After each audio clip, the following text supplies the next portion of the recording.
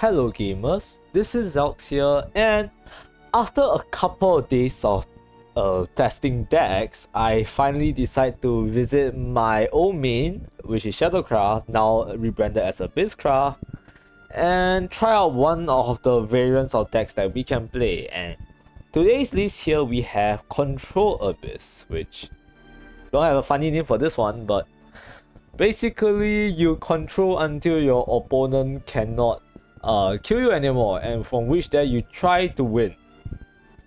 The problem is that my current list doesn't have a win condition. If you've seen other people's lists, they run Cocytus or they even have more copies of Cerberus. Well, I would love to have add those into my deck if I had them, but when you don't have cards like this, you make do with what you have. You make do with what you have, and this is what I have. And if you watch some of my card reviews, you might have known how appalled I am by Vlad the Impaler. Somehow he made it into the list as well. He's kind of a niche card that comes out every once in a while to surprise the enemy, and occasionally he wins you games. But just to give a quick rundown from the very top down of how this deck goes, you heal, and you heal, and you heal even more. You heal with series, you super evolve series, you heal again, and you heal with Vlad. You just really you're not really trying to win with this deck. You're just really trying not to die. Winning is secondary. I should say if you're playing this deck, but hey, if you love Abysscraft, hey, we have a deck. Sorta. So yes, if you're new to the channel, do leave a like, leave a subscribe. It really does help the channel grow. And with that out of the way, let's get started, shall we? So yes, with our first game up against Forestcraft, and if you didn't know, Forestcraft is one of the better classes in Shadowverse right now, especially with one of their most free-to-play decks, which is Roach Forest. It's really good. I really like it, and today I had the unfortunate experience of being matched into it. But well, since you're seeing this video, it's obvious that we won, but it really took quite a fair bit for me to even win. Of course, well, our opponent did start off with a very questionable play dropping Lily on 2, like whoever does that, seriously. But since we know that they are playing Roach anyways, it really doesn't matter. Like what do they want to control out of me anyways? I'm the one trying to survive here. They're not controlling, I'm the one that needs to control. But yes, very obvious is Roach. But the key card that I want to highlight here is series. Blue Rose Maiden. I find this card ridiculously powerful, and in fact it's so powerful that I find it would justify running Ghost Juggler just to get more copies of her. Like, she's just that good.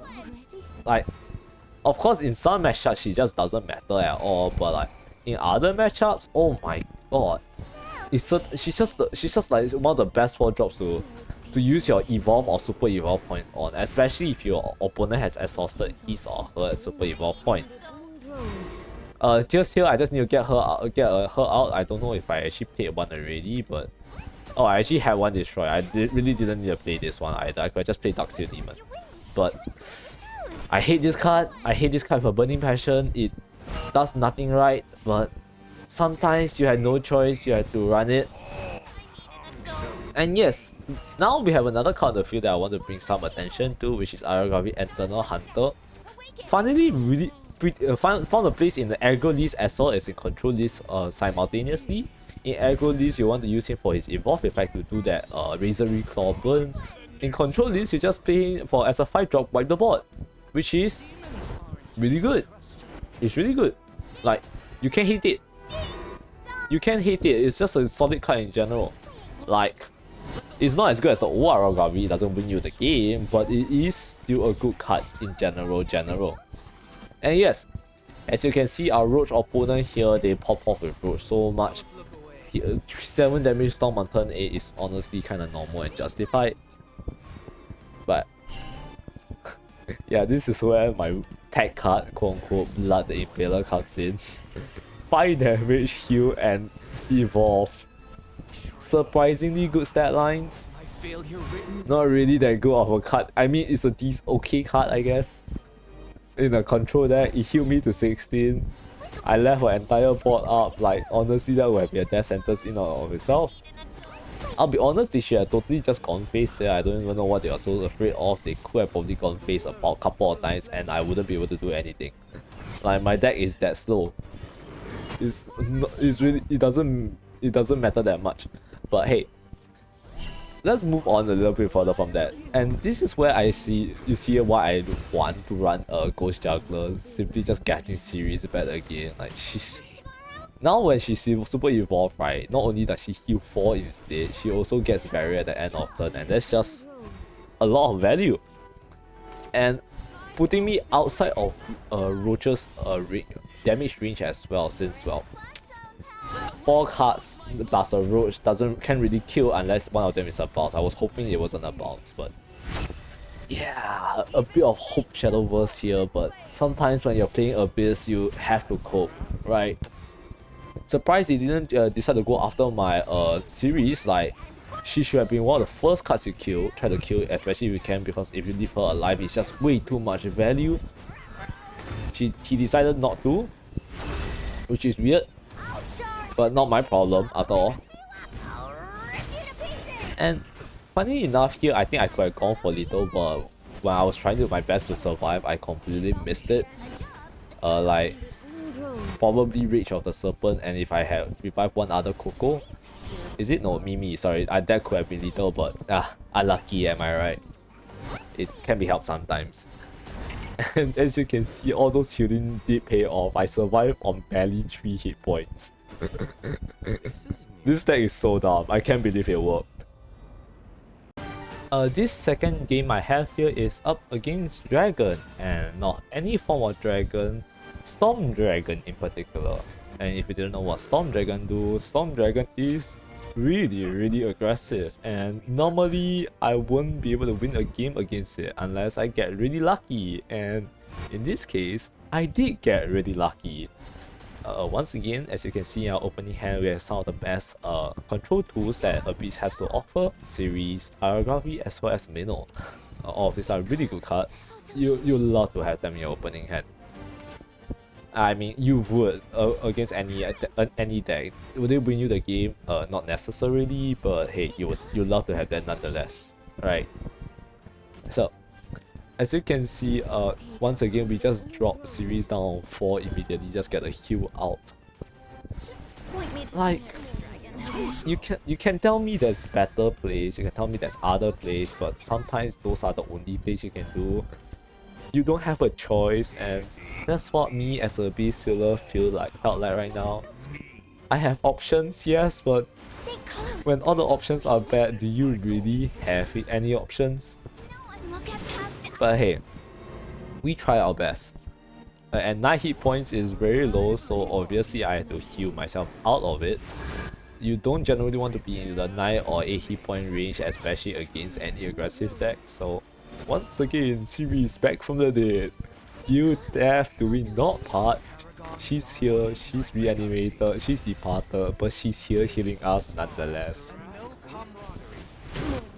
And here my opponent here, Dragon opponent is still attacking phase. I'm surprised they didn't just super evo this go phase, but then I guess they wanted to get rid of the series as well. But that gave me the opportunity to once again reanimate another series with Ghost Juggler, heal another 4, going to 12.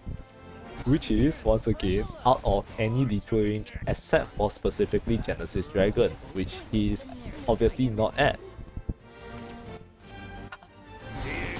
But yes, Aragami is also a very good ball control tool, but if you want to think about it, right, you could argue that Abyss is well designed. Like, the cards itself are well designed. The synergy isn't obviously, but the cards itself are very well designed. They could be control or aggro, depending on how you play them. If you play Aragami Evo, you're playing aggro there. If you're playing no Evo, it's just a good control tool in general. As you can see how you can wipe this board all by itself. It's genuinely impressive how they can make a deck so varied. Despite can be used in 2 different archetypes, despite them literally having the. I mean, okay, to be fair, there's one trade-off. his kit doesn't make sense, but hey, he did what he had to do, right? And once again, Ghost, I'm telling you, this is the reason why they play Ghost Juggler at 6. It's simply because of series. Like, if you get series any more often than this, I think you will actually rage quit. But yes, that's the Dragon matchup. Now, this last game I have for you guys is a very special one. This is the latest one I played with this deck, and honestly, I'm in awe that I somehow won. So, okay, disclaimer, I believe my opponent misplayed a lot. I'll try to point out where I think the misplays are as a sort of learning process. But, you know, we start off with this opening hand, and you can tell most of the time, I guess it would have been alright for you guys to just call it quits and leave. Top left, concede, move on, do something better with your life. Because what the hell is this? What is this hand? But not me. Not me, because I hate myself apparently. But anyways, drop series out on 3, which is surprisingly effective since they didn't have like the 3 paper amulet that used for those of holiness. That would have been really good. And I just drew all my series this game, and we already know how strong series is for like quote unquote a control deck like us. Control. It's really funny because you know how Haven is known as the heal/control class, right? They are the one that's supposed to outgrind you. Oh, look how the turntables. Because all of a sudden, I believe in this very game, I healed more than Haven ever healed. Like, Haven may heal a lot, I healed just a ton more. It's crazy. Anyways, as you see, 7 play points. Who does 7 damage? Aragavi, our favorite Eternal Hunter, slams himself down, knocks it out immediately, no problem. And you can see that our opponent here is trying to go for a sort of sacred, really trying to go for the win. This one does 8 damage. I believe they have more storm upcoming. They're confident of going for the win, but hey, guess who? Blood the Impaler. Heal 5, knock the guy out, heal 5, I'm back to 17.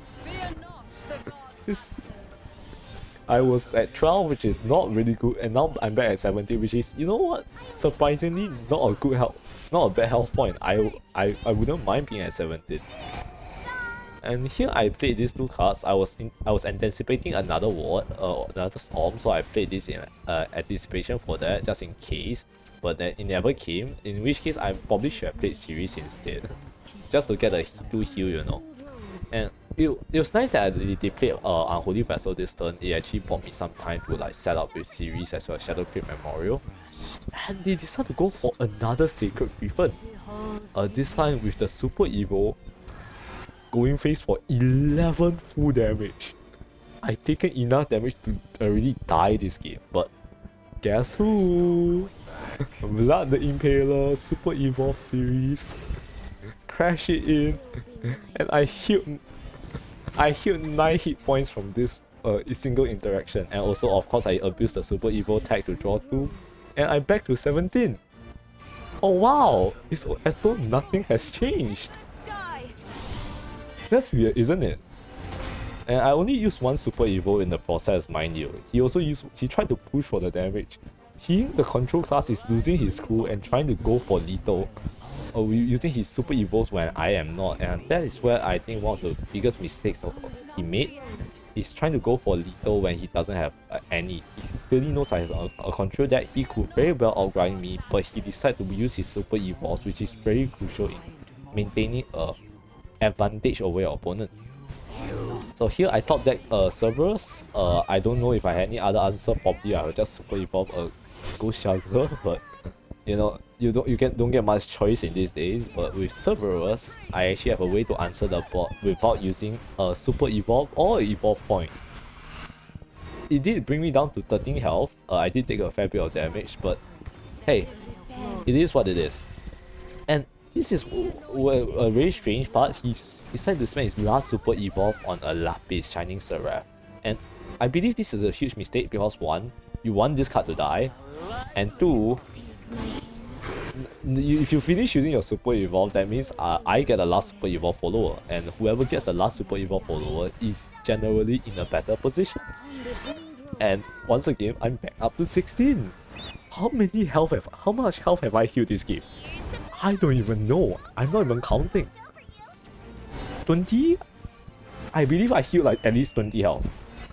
And as you can see, all those wards help protect the series so that she lasts for another turn. And then because she lasts for another turn, I negated another instance of damage, and I healed another 4 hit points from series alone. So dumb, it's so ridiculous. I didn't evolve this Ghost Juggler just in case I need the evolve point to clear wiper board. I'm playing Control Abyss. I'm more cautious because this deck basically loses half of its functionality without evolve points. And 2 followers, you know what, I want to pressure them a little bit, and I got Medusa down. Push some damage, push this damage, and then just set up a board. In case they don't have an answer, I can push for lethal. And this is what sealed the game. Basically, Olivia can do anything without Super Evolve, and so neither does Salefa. And will allow me a live Medusa to stay on the board. I'm gonna pause this because he actually gave up at this point, but like, can I just point out the beauty of this jank deck? Like, I have 6 legendaries, 3 Aragaris, 2 Medusa, and 1 series. I ran one of the worst silvers in this deck, Vlad the Impaler, and somehow, in some miracle, I managed to beat a Haven deck, the most control deck of all decks, running at least 2 Olivia, at least 2 John, and at least 2 Salefas. Let's just sink in for a moment. And now let's just enjoy Medusa. Well, I tried to hit face with Medusa, but he never let me, which is such a shame. But hey, it is what it is. So yeah, that's the games I have for you today. Control Abyss surprises me in ways that I don't even know I can be surprised. For how bad it is, it's actually incredibly fun to play. Unless you're up against Rune. I think I mentioned this already in the beginning, but I will emphasize it once again. Of course, if you want to upgrade this deck, look for more copies of Cerberus. Look for maybe 1 copy of Cositers just for the grind game, just in case, because like if you run out of Super Evolves, Cerberus almost never wins you the game anymore. But hey, you can't hurt. It doesn't hurt having more Cerberus and a backup win condition in your deck. This deck kills a ridiculous start. I had so much fun with it. And you know what?